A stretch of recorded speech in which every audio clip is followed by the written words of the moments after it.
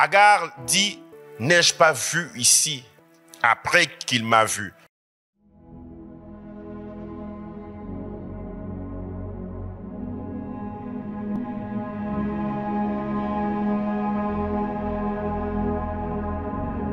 Il est temps que tu viennes te tenir devant Dieu, comme le peuple, et dire, Seigneur, me voici. Et ce qui est bien, quand on connaît le Seigneur, c'est que, bien aimé, tu peux te retrouver à n'importe quel endroit. Quand Dieu vient à toi, ça change la donne.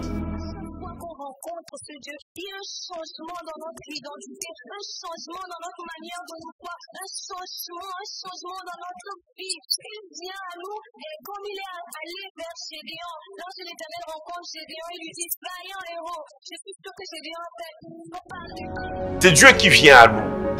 Mais si nous voulons aller plus loin dans notre marche chrétienne, nous devons mettre en pratique ce que l'apôtre Jacques a dit. Approchez-vous de lui, il s'approchera de vous. Il ne faut pas mettre sa foi dans la foi. C'est-à-dire qu'à un moment donné, on peut facilement être distrait parce qu'on sait que la foi produit des résultats. Donc, je sais que ça va arriver parce que j'ai la foi. Non. Je sais que ça va arriver parce que Dieu va m'exaucer.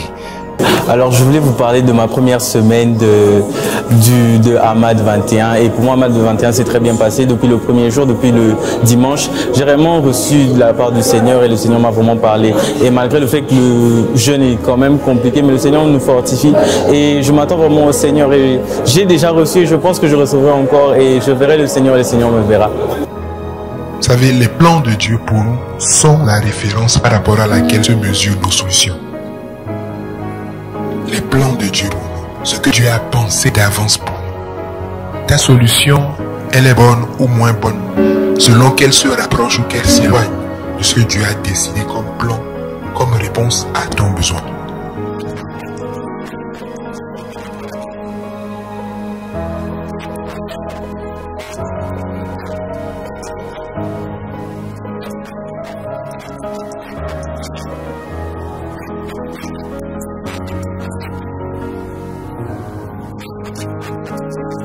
Des fois, nous fuyons la vie, comme je disais. Nous allons en faisant ce que nous avons envie de faire, mais tu oublies que ce que tu portes en toi dépasse même ton entendement.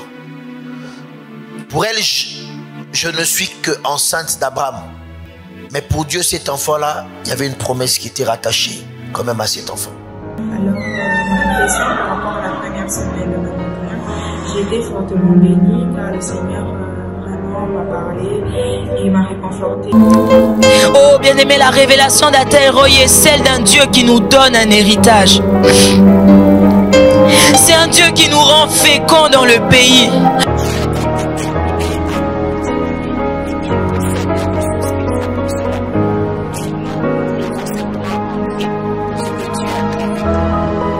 La multiplication est plus forte que les projets de la haine des hommes. Voilà pourquoi il ne faut pas avoir peur. Nous allons voir pourquoi Dieu crée cette adversité. Nous allons voir par la suite.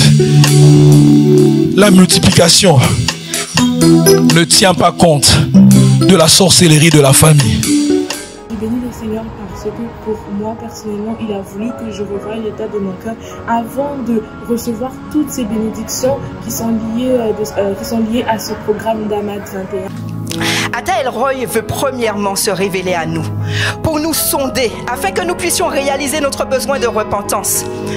Parce que, bien aimé, il ne peut pas y avoir de plus grande révélation sans repentance.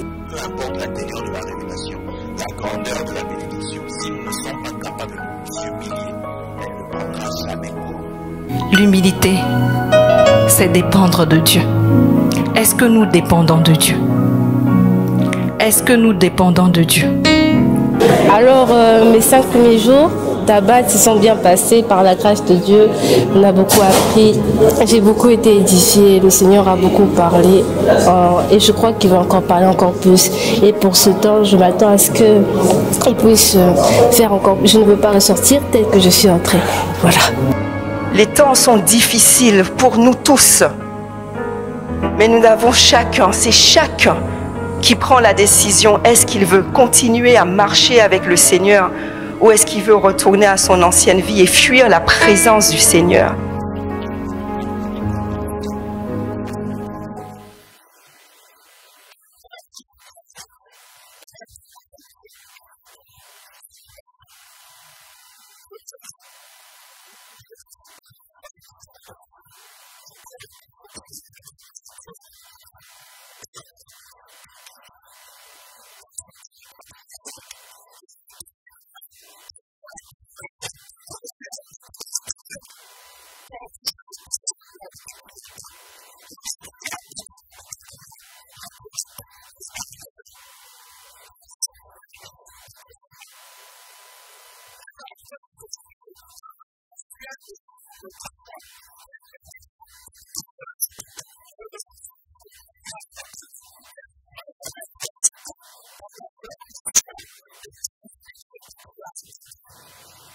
Et si vous avez fait la remarque, comme moi, nous sommes attardés sur Genèse 16 et environ 13, 14, une quinzaine de prédications que nous avons reçues que sur le chapitre ici.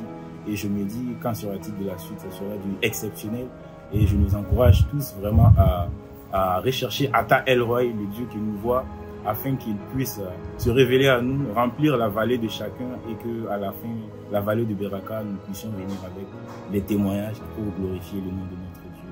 Shalom, shalom, que la paix et la grâce nous soient tous.